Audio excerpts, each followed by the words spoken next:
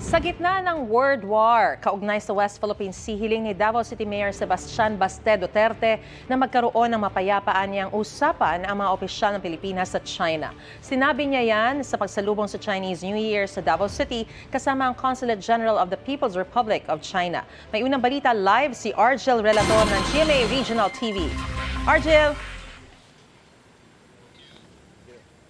Mariz, highlight nga ng pagdiriwang ng Chinese New Year dito sa Davao City ang ceremonial lighting ng Bukana Bridge. Samantala mula pa kahapon, naging mabenta na ang fortune cake at tikoy dito sa Davao City.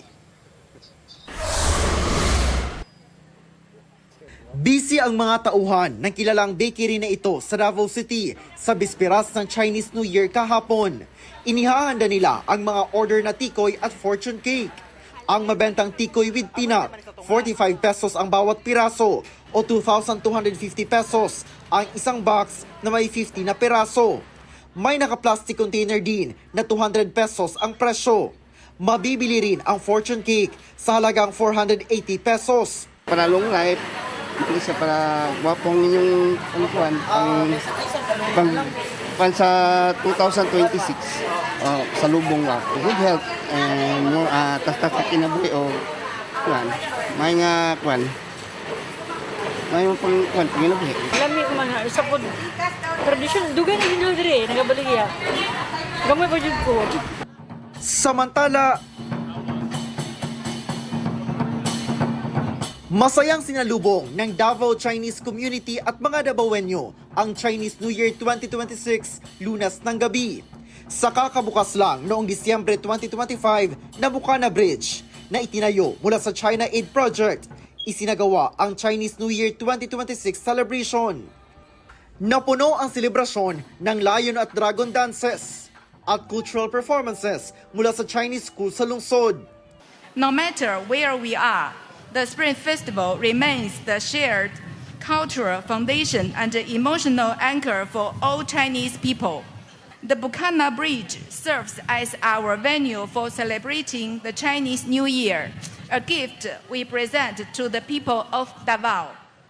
Highlight sa pagdiriwang ang ceremonial lighting ng Bukana Bridge na napapaloob sa Davao City Coastal Road Project.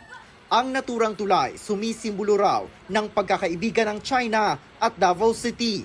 Tonight we celebrate not only the New Year, but the long-standing relationship between Davao City and China. We have to remember that China is a friend. Dili na to gustog silingan nga kaaway nimo. Kaya ang silingan duol kay na sa imuha. Dagdag ni Mayor Baste, sana raw ay madaan sa mapayapang usapan ang palitan ng pahayag ng ilang opisyal ng gobyerno at Chinese Embassy sa Pilipinas. I hate to see the current ambassador, having to deal with behavior that is unfriendly towards a loving and a peaceful neighbor. My wishes would be it would calm down and they would talk in a peaceful ways.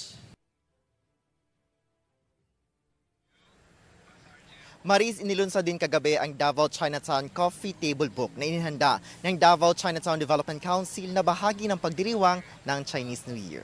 Yan ang latest, Mariz. Daghang salamat, Argel Relator ng GMA Regional TV. Gusto mo bang mauna sa mga balita?